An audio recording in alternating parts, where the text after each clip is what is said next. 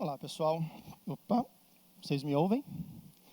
Eu vou começar a me conectar com vocês contando 3 histórias que eu colecionei ao longo de 25 anos de magistério. Eu comecei a lecionar em cursinhos preparatórios para vestibular aos meus 18 anos de idade. Eu não deveria ter feito isso aos 18 anos, mas, enfim, a situação me levou a isso. E, desde então, eu venho não só lecionando, mas também colecionando algumas histórias que eu acho que são inspiradoras. E essas 3 histórias me levam a pensar sobre o tema dessa fala, que é o impacto que as desigualdades socioeconômicas causam nas realidades desconexas.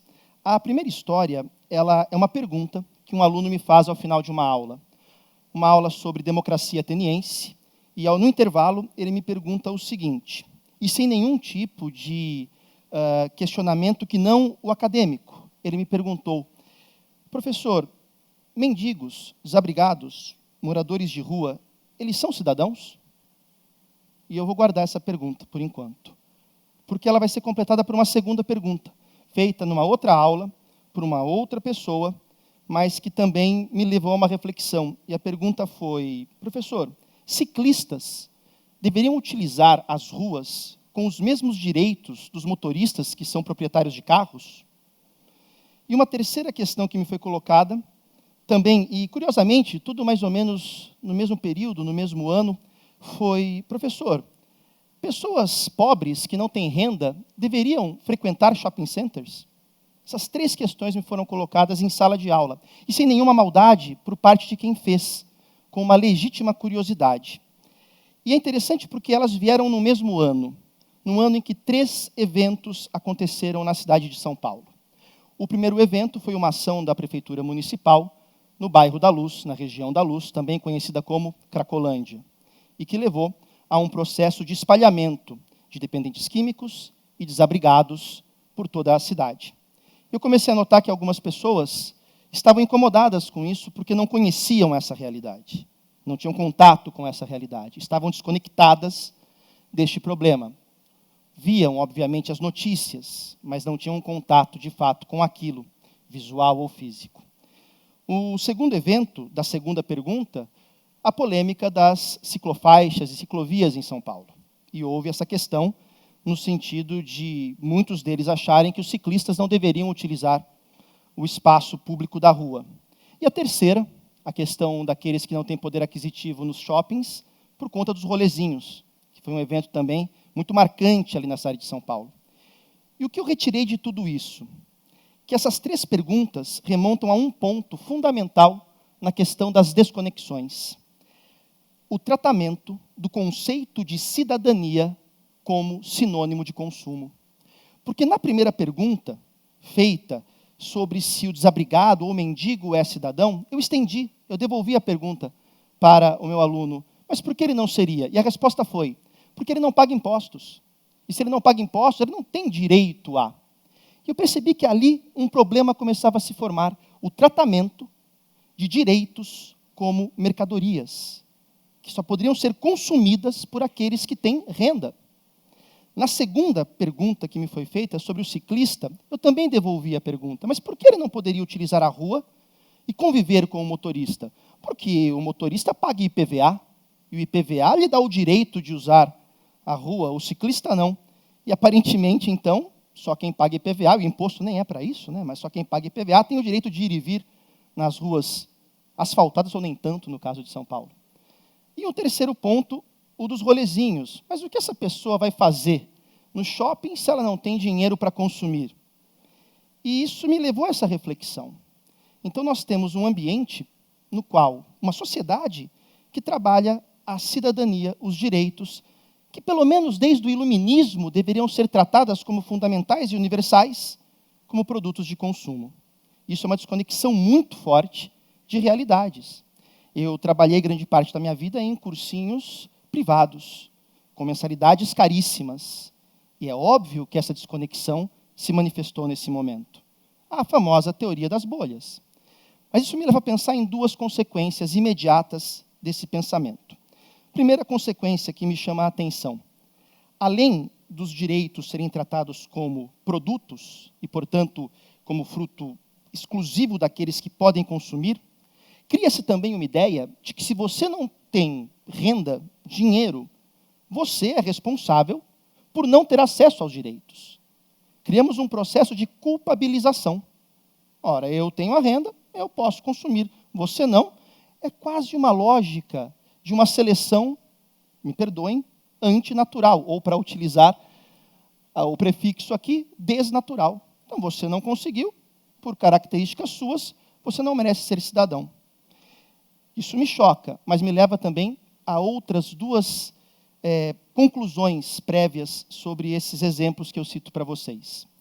Uma primeira conclusão é de que, aparentemente, como professor que sou, eu estou errando em sala de aula ao não conseguir demonstrar para os meus alunos que o ser, ele é o elemento que nos conecta em inter-relações. E o ter, não. Ao tratarmos os direitos como produtos, a impressão que eu tenho é que o consumo imediato do bem material se aplica ao outro. E cria-se uma sensação de competição. De competição porque a impressão que se dá na sociedade que vivemos é que os direitos são privilégios, são para poucos. E este é um erro conceitual que cometemos a todo momento. O direito só será direito quando ele for universal, pelo menos os fundamentais, e não tratados com este verniz de exclusividade que esconde, na verdade, a desconexão que temos com o outro que vive uma realidade distinta da nossa. E se em sala de aula eu notei isso, em cursinhos particulares, eu também tive uma experiência como professor em supletivos. Quando eu comecei a lecionar aos meus 18 anos de idade, eu trabalhei primeiramente em supletivos. E eu era o mais jovem da sala. O que parece ser paradoxal, porque um jovem, recém-ingresso na universidade, de cabelo raspado, dando aula para pessoas de 45, 50, 55 anos, de uma realidade completamente desconexa da minha. Eu dava aula para pessoas que trabalhavam em vários empregos, metalúrgicos, domésticas, faxineiros, frentistas. E eu comecei a lecionar na 5ª série do ensino médio, hoje seria o 6º ano, se não me engano. E feito o primeiro bimestre, num supletivo, que é muito condensado, chegaram as primeiras provas. E as provas, montei as provas, aplicando a prova, o próprio professor aplica a prova na sala de aula, e a sala pequena, 15 alunos, foi se esvaziando em 35, 40 minutos, e um aluno sobrou. Um aluno ficou sentado na última carteira, me lembro até hoje, no canto superior da sala. O nome dele era Carlos, um senhor simpaticíssimo, dos seus 60 anos de idade. E eu vi o Carlos olhando a prova sem conseguir resolvê-la. O meu universo, o universo marcado pelo vestibular, pela questão da cobrança, do conhecimento que serve para responder apenas uma alternativa, como se a realidade fosse feita apenas de uma alternativa, me levou a um julgamento prévio, a uma desconexão com ele. Pensei, poxa, o Carlos não estudou para a prova e, consequentemente, está perdido aqui. Mas me aproximei do Carlos e perguntei. Eu chamava carinhosamente de Carlão, né, porque ele era grande. Falei, Carlão, tudo bem? E, sem levantar os olhos, ele fala, não está tudo bem. Eu falo, o que foi, meu querido? Você não estudou? Ele diz, não, estudei, mas eu não consigo escrever. Quando ele disse eu não consigo escrever, novamente a minha desconexão com ele, eu pensei, meu Deus, será que ele não sabe escrever? E que pretensão a minha confundir não conseguir com não saber? Quantos de nós não sabemos coisas, mas no momento de executar não conseguimos por uma série de fatores? E eu disse, mas como assim você não consegue escrever? E, resumindo a história, obviamente, ele me conta que há 5 ou 6 anos antes daquele momento, ele tinha sofrido uma isquemia cerebral e perdeu a capacidade de coordenar os movimentos. Naquele momento, o que o protocolo mandava que eu fizesse? Olha, me desculpe, então, você vai ter que procurar coordenação, uma orientadora pedagógica, me dá sua prova em branco aqui, a tua nota é 0. Mas eu preferi me interrelacionar com ele. Eu preferi ir além e me conectar naquele momento. E eu propus o seguinte para ele. Tudo bem, Carlos, faz o seguinte. Me dá tua caneta, me dá tua prova, dita a questão. Dita a resposta. Vou ler aqui contigo, fala a resposta. Eu vou escrever textualmente o que você falar. Sem nenhum tipo de correção. Pode ser? Ele, não, professor, vai tomar teu tempo. Carlos, vamos lá. E ele fez isso. Me lembro até hoje, a nota dele foi 7,5. E, feito isso, passado mais algum tempo, na mesma sala, já no próximo ano, porque no supletivo, né, cada semestre um ano, então eles tinham sido aprovados, e era o meu aniversário. E no meu aniversário eu recebo, de presente daquela sala, um conjunto de caneta e lapiseira, que tenho até hoje guardado. E, inclusive, comento para vocês um detalhe emotivo, fiz questão de elaborar esse TED, essa fala, usando essa caneta que eles me deram. Porque mais importante do que o objeto caneta, talvez como o grão de café, tenha sido o significado daquilo. E quando eu perguntei para eles, isso é mal de sociólogo, tá? A gente pergunta por quê para tudo, né? 2 mais 2 é igual a 4. Eu falo, não, 5 para dar o debate. O legal é o debate. Então, eu pergunto sempre, tá? Eu perguntei para eles, para a sala, quem me deu a caneta foi o Carlos. Mas eu perguntei, mas por que a caneta? E o Carlos respondeu, porque é o seu instrumento de trabalho. E você se conectou com a gente pelo saber, pelo conhecimento, então isso simboliza a nossa conexão. Eu sou muito chorão, obviamente, que naquele momento eu me desfiz em lágrimas, né? E até legal, porque quebrou um pouco aquela bolha de desconexão entre professor e aluno. E terminando essa ilustração, isso aconteceu em São Carlos, nos idos de 1995. Infelizmente, eu não sei se o Carlos é vivo ainda ou não, mas sempre que eu ia a São Carlos e passava pela pastelaria que ele tinha, ele fazia questão que eu parasse, comesse um pastel, tomasse uma coca, e bradava, contava a história para todo mundo que estava lá. Se isso não é uma conexão de duas realidades distintas, a minha e a dele, eu não sei o que é. Então, onde eu queria chegar com tudo isso? É óbvio que as questões socioeconômicas, elas impactam em realidades desconexas. Ainda mais numa sociedade como a nossa, que é marcada pela velocidade, pela aparente ultraconexão. Às vezes eu me recuso a acreditar que uma tela fria e gélida de celular estabelece uma conexão de fato. Ela pode estabelecer uma pré-conexão. Nós nos conhecemos aqui via celulares, mas estamos agora concretizando isso. Então é óbvio que esse cenário traz uma ansiedade, um desespero e uma noção de consumismo que impede a leitura de 3 pontos. Os direitos só serão direitos quando universais.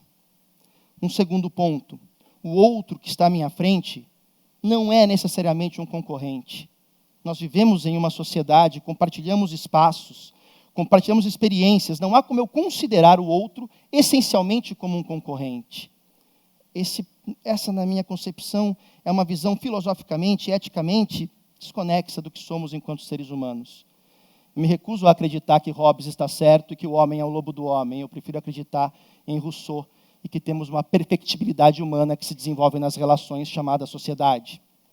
E um terceiro ponto, e aí eu empresto um pouco as palavras de Herbert Viana, que acho uma pessoa extremamente sensível, quando ele diz em uma de suas músicas e suas letras que o céu de Ícaro tem mais poesia que o de Galileu.